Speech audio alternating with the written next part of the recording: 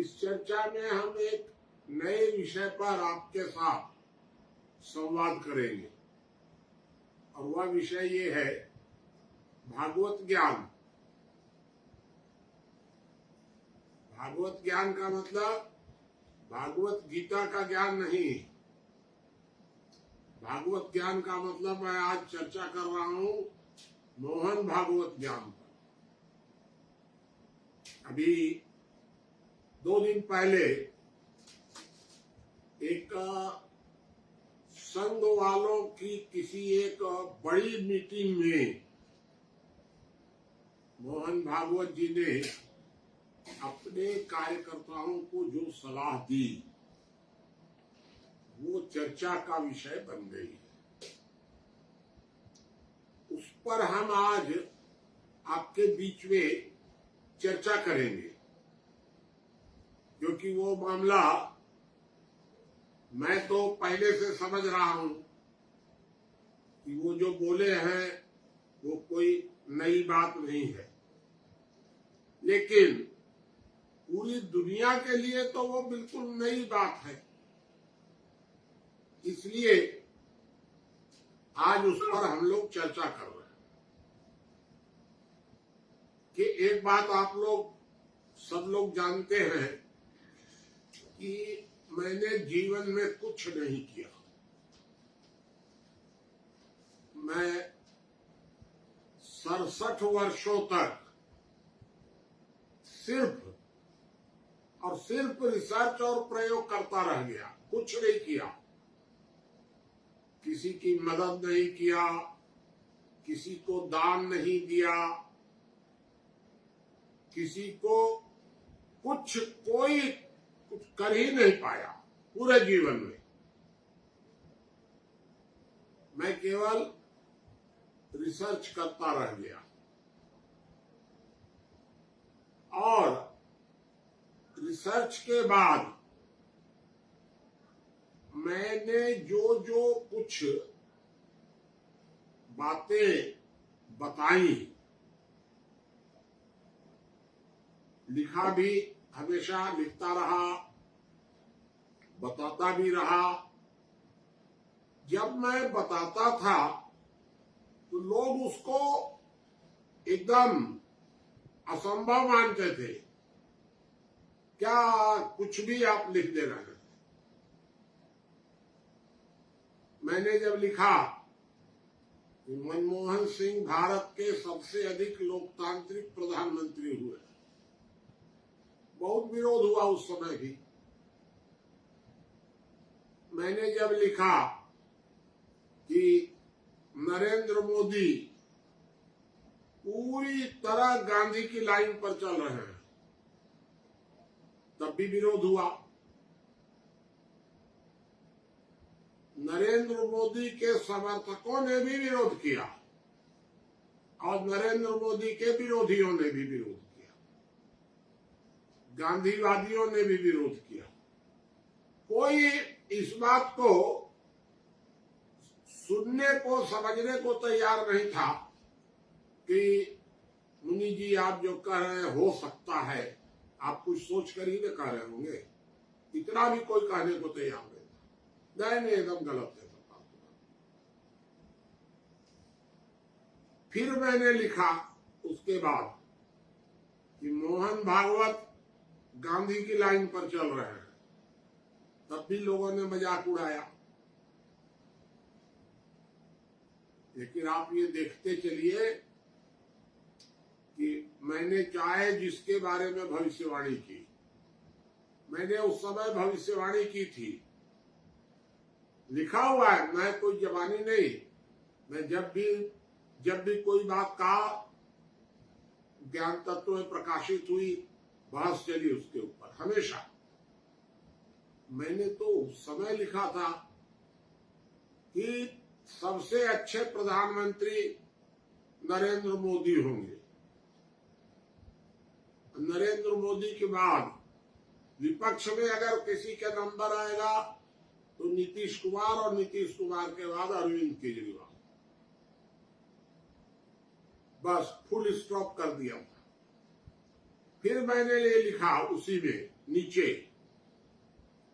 कि राजनेताओं में सबसे कुटिल राजनीतिज्ञ ममता बनर्जी और सबसे असफल राजनीतिज्ञ राहुल गांधी। अब आप सोचिए, ये बात मैंने उस समय लिखी है 10 साल पहले, जब मोदी प्रधानमंत्री नहीं थे। उस समय जब राहुल गांधी को प्रधानमंत्री बनाने की योजना थी पूरी की पूरी, तब और भी कई बातें मैंने चलिए लिखी। छोड़िए, आज का विषय वो नहीं है। आज का विषय ये है कि मोहन भागवत ने कल एक बयान दिया है, परसों, और जो बयान दिया है पूरा का पूरा एकदम अक्षरशः मान लीजिए उसको, वही बात है जो मैं 1955 से 55, मेरा जो बचपन था उस बचपन के 55 में मैंने जो बात कही थी, ठीक मोहन भागवत ने वही पूरी बात कही। मैंने उस समय सन 55 से ही बार बार कहना शुरू किया था कि मुसलमान गड़बड़ नहीं है, गड़बड़ है इस्लाम। और इस्लाम से भी ज्यादा अगर हमारे लिए कोई खतरा है, उस समय मैंने कहा था, मुसलमान खतरा नहीं है, इस्लाम को भी अभी आप ज्यादा चिंता मत करिए। इस समय भारत के लिए सबसे बड़ा खतरा है, वो है नेहरू की सांप्रदायिकता। नेहरू को सांप्रदायिक कहने वाला उस समय तो मैं अकेला था, बाकी तो सारे लोग धर्मनिरपेक्ष मानते थे। मैं बार बार लिखता था कि विरोध मुसलमानों का मत कीजिए, विरोध नेहरू परिवार का करिए, क्योंकि नेहरू परिवार ही मुसलमानों के साथ समझौता करके और हिंदुओं को दूसरे दर्जे का बना रहे हैं। ये नेहरू परिवार की राजनीतिक गड़बड़ी है। और मैंने ही उस समय लिखा था कि ये सावरकर ये नकली हिंदू है, कोई हिंदुत्व का उसको ज्ञान नहीं है, कोई मतलब नहीं है। गांधी असली हिंदू है। अब आप सोचिए, ये बात मैं 65 वर्ष पहले लिखता रहा, और मैं लगातार पूरे अपने जीवन में मैं नेहरू परिवार और कांग्रेस का विरोधी रहा, पूरे जीवन में, और सिर्फ एक कारण से, और वो कारण ये था कि पूरा नेहरू परिवार पूरा गांधी का विरोधी था, गांधी मार्ग का विरोधी था और सांप्रदायिक था। मुस्लिम तुष्टीकरण, अल्पसंख्यक तुष्टीकरण और राजनीतिक स्वार्थ के लिए। और मैंने उस समय भी लिखा था और आज भी कहता हूं आपको कि सरदार पटेल ये सांप्रदायिक बिल्कुल नहीं थे। सरदार पटेल धर्मनिरपेक्ष थे, क्योंकि हिंदुओं के पक्ष में थे, और सावरकर सांप्रदायिक थे पूरी तरह। सावरकर को कोई हिंदुत्व से कोई लेना देना नहीं था। क्यों? क्योंकि सावरकर सत्ता की लड़ाई लड़ रहे थे, हिंदुओं को एकजुट करके हम प्रधानमंत्री बन जाए, और नेहरू सत्ता की लड़ाई लड़ रहे थे कि मुसलमानों को अपने साथ लेकर के और हम सत्ता में आ जाए। सावरकर फेल हो गए, नेहरू पास हो गए, बस इतना ही तो हुआ उस समय। भारत, ये नेहरू, सावरकर, जिन्ना, इन सब के फेर में पड़ करके एक बार भारत का बंटवारा हो गया और दोबारा उस बंटवारा के बाद भी भारत सांप्रदायिकता की भेंट चढ़ गया इन लोगों की गलती के कारण। वास्तव में अगर भारत में धर्म को, कोई हिंदू धर्म को यदि कोई ठीक से समझने वाले थे तो गांधी थे। गांधी के पहले विवेकानंद वगैरह हुए, वो बहुत पहले की बात है। ये मेरे कार्यकाल में तो हिंदुत्व को ठीक से समझने वाले गांधी हुए। मैंने भी बचपन में हिंदुत्व को ठीक से समझा है। मैंने कई जगह लिखा, सांप्रदायिकता को सिर्फ कुचला ही जा सकता है, कभी संतुष्ट नहीं किया जा सकता है। चाहे वह हिंदू सांप्रदायिकता हो या मुस्लिम सांप्रदायिकता हो, उसको आप संतुष्ट नहीं कर सकते। बिल्कुल सच बात है, आज भी सच है कि आप सांप्रदायिकता को किसी तरह से संतुष्ट नहीं कर सकते। अब प्रश्न ये उठता है सीधा सीधा, वर्तमान समय में जो भागवत जी ने जो बात कही, वो बात मैं जो 60-65 वर्षों से कहता आ रहा हूं, भागवत जी ने वो बात आज क्यों कही, 20 साल पहले क्यों नहीं कही? उस समय भी तो भागवत जी थे, उस समय भी संघ के लोग थे। उस समय तो संघ के लोग आम तौर पर गांधी को गाली देते थे। क्या उस समय संघ के लोगों को समझ नहीं थी? आम तौर पर मैं आपको बता रहा हूं कि गांधी का विरोध करते थे। जो गांधी के पक्षधर भी थे वो चुप रहते थे बेचारे।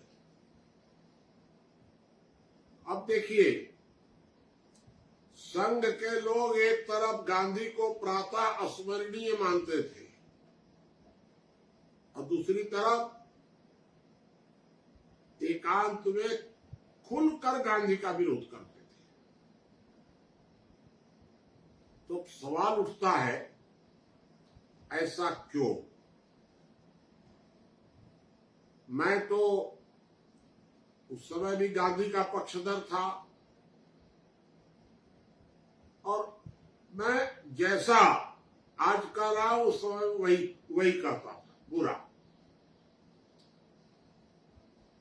कई बार मेरी संघ के लोगों से खुलकर झड़प हुई है इस विषय में। मैं सांप्रदायिकता के पूरी तरह विरुद्ध था और मुस्लिम सांप्रदायिकता के तो बहुत ज्यादा खिलाफ था। तो अब ये दोनों बातें एक साथ थी मेरे साथ तो नहीं कि मैं एकदम अपने को हिंदू मानता था, कट्टर हिंदू मानता था, गांधी के साथ था, मैं सावरकर के विरुद्ध था और मुस्लिम सांप्रदायिकता को सावरकर की तुलना में भी ज्यादा खतरनाक समझता था और सबके सबसे ज्यादा मैं खतरनाक मानता था नेहरू परिवार। संघ उस समय क्यों चुप था या संघ उस समय गांधी के विरुद्ध क्यों था? तो उस एक ऐसा लगता है, अब उस समय तो मैं समझता था कि कुछ न कुछ संघ वाले गलती कर रहे हैं, भाई ऐसा क्यों कर रहे हैं। मैं भी विरोध कर देता था, कई बहुत बार संघ का विरोध करता था। मेरा तो लिखा हुआ है, संघ के बारे में भी लिखा हुआ है। तो अब ये आभास होता है, उस समय संघ राजनीतिक विपक्ष में था मुझे तो सत्ता से कोई लेना देना नहीं था, किसी पावर में नहीं जाना था कि हमको कोई मिनिस्टर बनना है कि सांसद बनना है, हमको कोई मतलब किसी चीज से नहीं। तो मैं तो एकदम ब्लंटली बोल देता था। संघ जो था उसको राजनीति से मतलब था। जिस तरह गांधी को राजनीति से मतलब नहीं था, सत्ता से, तो गांधी एकदम साफ साफ बोल देते थे। और सावरकर, जिन्ना, नेहरू, इन सबको राजनीतिक सत्ता से मतलब था। ये लोग तिकड़म करते थे हमेशा, सब के सब, क्योंकि इनको राजनीतिक सत्ता चाहिए थी, गांधी को नहीं चाहिए थी। हमको तो राजनीतिक सत्ता नहीं चाहिए थी, लेकिन संघ के लोगों को तो राजनीतिक सत्ता से तालमेल बना के रखना था। तो अब संघ के सामने उस समय यह दिक्कत आई, जो मैं महसूस करता हूं कि भाई अगर हम सावरकरवादियों का भी विरोध कर देंगे तो दूर दूर तक कोई सत्ता की गुंजाइश हमारे सामने नहीं है। तो संघ ने उस समय सोचा कि शत्रु का शत्रु मित्र होता है। तो मुस्लिम सांप्रदायिकता का शत्रु हिंदू सांप्रदायिकता, अर्थात सावरकर को मानने वाले। तो शत्रु का शत्रु मित्र होता है। तो इन लोगों ने सावरकरवादियों को अपने साथ जोड़ लिया। बस इतनी सी तो बात है। और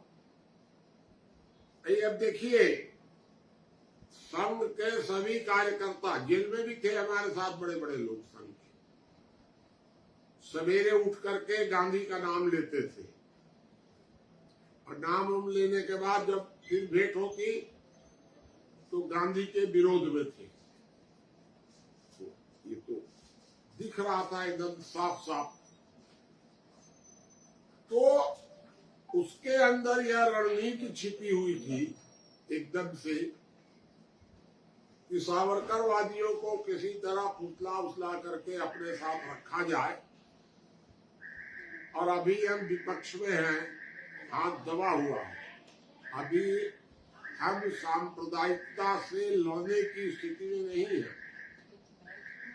तो इसलिए सांप्रदायिक तत्वों को आपस में लड़ने दिया जाए, हम लोग काहे के लिए बीच में दखल दें।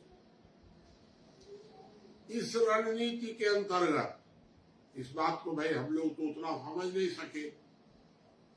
हम लोग तो समझते थे कि ये संघ वाले सब ड्रामा कर रहे हैं, लेकिन सही स्थिति तो ये थी। अब जब सरकार बन गई, तो सरकार बनने के बाद धीरे धीरे धीरे धीरे संघ प्रमुख अपना चोला बदलने लग गए। और मैं पिछले मोदी को तो मैं 8 साल से देख रहा हूं। मोदी तो जब से प्रधानमंत्री बने हैं 100% गांधी की लाइन पर चल रहे हैं। जरा भी सांप्रदायिकता नहीं है एकदम। न हिंदू सांप्रदायिकता है न मुस्लिम सांप्रदायिकता है। पूरी तरह नरेंद्र मोदी 100% धर्मनिरपेक्ष है, कट्टर हिंदू हैं, जैसे गांधी थे, जैसे मैं हूं, उस तरह नरेंद्र मोदी है। लेकिन उस समय मोहन भागवत इतना खुलकर नहीं आए थे। मोहन भागवत तो अभी बाद में, अभी 2-4 वर्ष पहले हमको थोड़ा थोड़ा आभास होने लग गया, जब इन्होंने प्रणब मुखर्जी को आमंत्रित किया, जब इन्होंने राष्ट्रीय मुस्लिम मंच बनाया, तो हमको लगा कि संघ तो अलग मार्ग पर है, अलग सोच है, संघ सांप्रदायिक नहीं है। और तब मैंने मोहन भागवत के बारे में साफ साफ शब्दों में लिखा कि मोहन भागवत नरेंद्र मोदी के साथ मिलकर गांधी की लाइन पर चल रहे हैं। ये मैंने लिखा। बहुत नाराज हुए हमारे बहुत साथी, गांधीवादी भी नाराज और कांग्रेस के लोग तो खैर नाराज थे ही, संघ के लोग भी नाराज, क्योंकि संघ में तो सावरकरवादियों का वर्चस्व रहा। वो भी बहुत नाराज, क्या उटपटांग कुछ भी लिखते रहते हैं। मैं कहा मैंने लिख दिया। मेरा अनुभव यही है कि आज हमारी जो भारत की सरकार है ये पूरी तरह गांधी के मार्ग पर चल रही है, धर्मनिरपेक्षता को कुचल देगी, तो नकली धर्मनिरपेक्षता को कुचल देगी और असली धर्मनिरपेक्षता को ले आएंगे। ये मैंने लिखा। पूरी तरह सांप्रदायिकता के मामले में हिंदू मुसलमान का कोई भेद नहीं होगा, ये सब मैंने लिखा। और साफ साफ कल परसों में, तो अब देखिए, अब मैं ये नहीं कह सकता कि नरेंद्र मोदी के प्रभाव से मोहन भागवत में कोई बदलाव आया, अथवा शुरुआत से कोई रणनीति रही मोहन भागवत वगैरह की संघ की कि भाई अभी सावरकरवादियों को खुद रखो चुपचाप, बाद में धीरे धीरे झटका दे दिया जाएगा। हो सकता है ऐसा भी रहा हो, क्या रहा है हमको अंदरूनी नहीं मालूम है। मैं तो जो प्रत्यक्ष है दिखाई दे रहा है, मैं तो आपको उतनी ही बात बता रहा हूं। तो अब हमारी सरकार और संघ को ये साफ साफ दिखने लग गया कि अब कांग्रेस का खतरा तो खत्म हो गया। अब ये लोग तो इटली भाग जाएंगे जल्दी, तो कोई खतरा नहीं है। कम्युनिस्ट तो खैर खत्म हो ही गए। मुसलमान भी, मुस्लिम सांप्रदायिकता भी धीरे धीरे कमजोर हो गई है, क्योंकि सबसे बड़ा प्रदेश उत्तर प्रदेश, और उत्तर प्रदेश में योगी जी ने पूरा तैयार कर लिया है लोगों का, कुचल दी जाएगी सांप्रदायिकता एकदम। तो संघ को ये भरोसा हो गया, और तब संघ ने अभी 3 दिन पहले 2 दिन पहले अपना साफ चेहरा बताया कि हमें न मुस्लिम सांप्रदायिकता को बर्दाश्त करना है, न हिंदू सांप्रदायिकता को प्रोत्साहित करना है। सावरकरवादियों के मन में लड्डू फूट रहा था कि जैसे हम लोगों को नेहरू परिवार के साथ मिलकर हिंदुओं को जिस तरह दबाया गया है, उस तरह हम भी आम मुसलमानों को दबाएंगे। भागवत जी ने साफ कर दिया कि नहीं, हम हिंदू हैं, हम इस्लाम की नकल नहीं करेंगे। क्यों करें हम इस्लाम की नकल, हम हिंदू हैं। जब आपातकाल था 8 साल पहले, जब हिंदुत्व संकट में था नेहरू परिवार के कारण, उस समय सुरक्षा की दृष्टि से हम लोगों ने कुछ प्रयत्न किए, कुछ समझौते किए सुरक्षात्मक दृष्टि से। आज तो कोई खतरा नहीं है। दुनिया में हिंदुत्व को कोई खतरा नहीं है। अगर दुनिया में किसी को कोई खतरा है तो वह है मुस्लिम सांप्रदायिकता को। या तो मुसलमान धर्मनिरपेक्ष हो जाए, कॉमन सिविल कोड मान ले, बराबरी का व्यवहार करने लगे, और नहीं तो जहां जाना हो जाए, क्या मतलब है, कोई मतलब नहीं, सब खत्म हो जाएंगे। हमको तो उम्मीद है कि सब समझ जाएंगे इस बात। ये बात बड़े ठीक से समझने की जरूरत है कि हिंदुत्व को वर्तमान समय में सुरक्षा की आवश्यकता नहीं है, हिंदुत्व को विस्तार की जरूरत है। हिंदुत्व को मुसलमानों की तरह ताकत से विस्तार नहीं करना है। मुसलमान हमेशा संगठन शक्ति के बल पर विस्तार करता है। हिंदुत्व को वैचारिक धरातल पर विस्तार करना है, ताकत पर नहीं। हिंदुत्व जीवन पद्धति का नाम हिंदुत्व है, पूजा पद्धति का नाम हिंदुत्व नहीं है।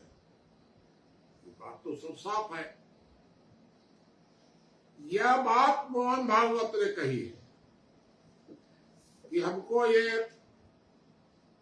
हमको सारी दुनिया को जीत करके हिंदू नहीं बनाना है, सब स्वतंत्र हो जाए, हमारा हिंदुत्व सफल हो गया। ये बात तो कल कही है उन्होंने। यही बात तो मैं हमेशा बोलता रहा हूं। ये मैं आपको जो बताना चाह रहा हूं, तो ये बताना चाह रहा हूं कि हिंदुत्व एक विचारधारा है, हिंदुत्व एक जीवन पद्धति है, इस्लाम एक संगठन है। हिंदुओं को देखिए, स्वतंत्रता के पहले जिस तरह मुसलमान, सांप्रदायिक मुसलमान एकजुट हुआ यहां पर और एकजुट होकर के पाकिस्तान ले लिया, उसी तरह अगर हिंदू भी सावरकर के साथ खड़ा हो जाता, तब क्या होता भारत का हाल? अंग्रेजों की चाल सफल हो जाती, गृह युद्ध हो जाता, गांधी फेल हो जाते और भारत स्वतंत्र नहीं होता। हिंदू सांप्रदायिक हो ही नहीं सकता है। और अगर कोई सांप्रदायिक हो गया, अगर कोई संगठन बना लिया मुसलमानों की तरह,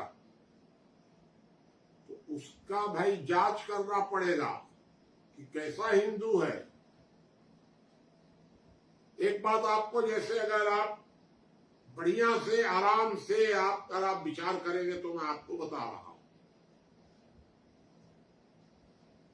दुनिया में केवल हिंदू ही ऐसे लोग हैं, हिंदू जो पुनर्जन्म मानते हैं। एक पुनर्जन्म मानते हैं और दूसरा यह भी मानते हैं कि पिछले जन्म के संस्कार लेकर आते हैं। तो भाई अब आप विचार करिए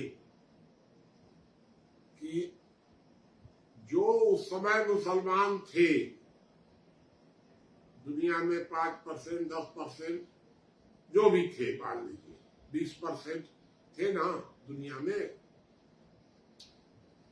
तो जितने मुसलमान थे उस समय, उनमें से कुछ लोग इस जन्म में, नया जन्म में हिंदू के घर में पैदा हो गए होंगे, हो सकता है।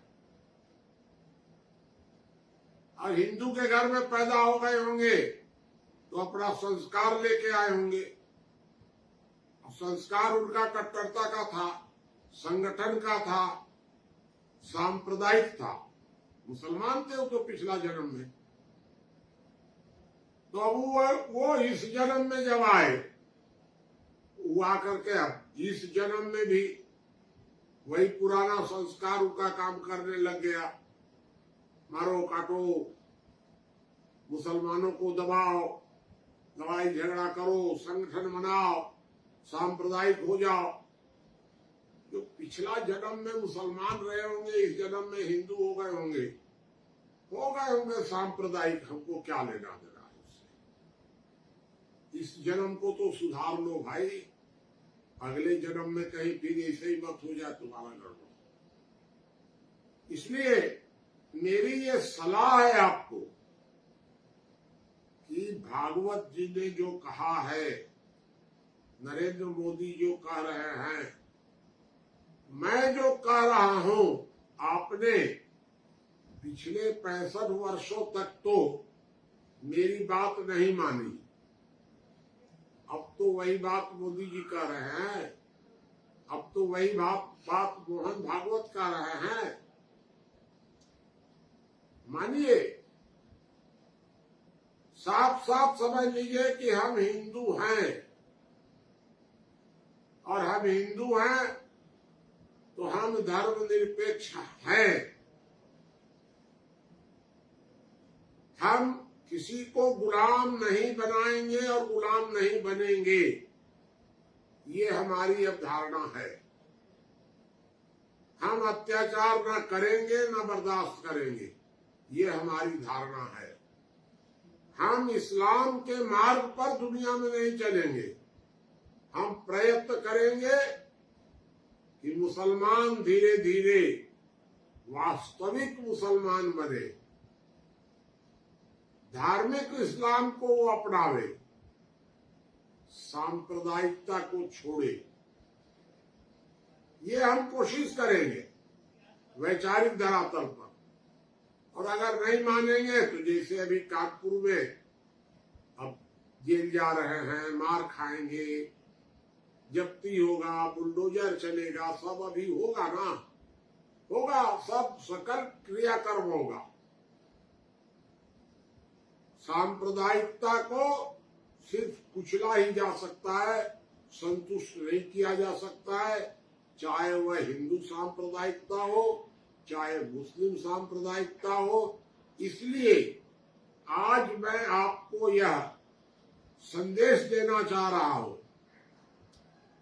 कि भागवत जी ने जो कहा है, बहुत गंभीरता से सोच समझ कर कहा है, और उसको फॉलो करने की जरूरत है, समझने की जरूरत है। छोड़िए पुरानी बातें। आप पुराने समय में गांधी को दिन भर गाली देते रहे और मुसलमानों को मारो काटो फलाना ठिकाना, कोई जरूरत नहीं है। अब सरकार पर भरोसा कीजिए और अपनी लाइन, अपना जो अगला जन्म है, उस अगले जन्म को बर्बाद मत कीजिए भाई। और इसलिए हिंदू हैं तो हिंदू के समान इस जन्म को आदर्श बनाने की तरफ बढ़िए।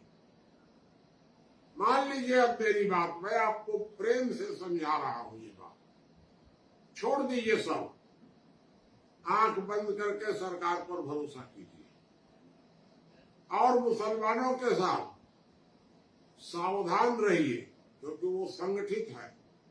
जो मुसलमान संगठित है उससे बहुत सतर्क रहिए, और जो मुसलमान आप संगठित नहीं है, जो किसी झगड़ा तकरार से कोई मतलब नहीं है, उसके साथ आपका संबंध अच्छा होना चाहिए। हर मुसलमान बुरा नहीं है। कैसे बुरा हो जाएगा भाई हर मुसलमान? पिछले जन्म में बहुत से हिंदू जो शांति प्रिय हिंदू थे, वो मुसलमान के घर में पैदा हुए होंगे, तो होगा ना शांति प्रिय मुसलमान। इसलिए अपनी मान्यताओं को मजबूत कीजिए और ये सावरकरवाद के फेर में पड़ करके अपना जीवन मत बर्बाद कीजिए, समाज को अशांत मत कीजिए। जो कुछ जब तक हम लोगों को कोई मान लिए रणनीति के अंतर्गत सावरकरवादियों को मिला जुला करके रखा गया, अब धीरे धीरे झटका दीजिए कि ना ना हम लोग हिंदू हैं, हम लंदफंद में नहीं रहेंगे। यही मैं आपको आज संदेश देना चाह रहा था।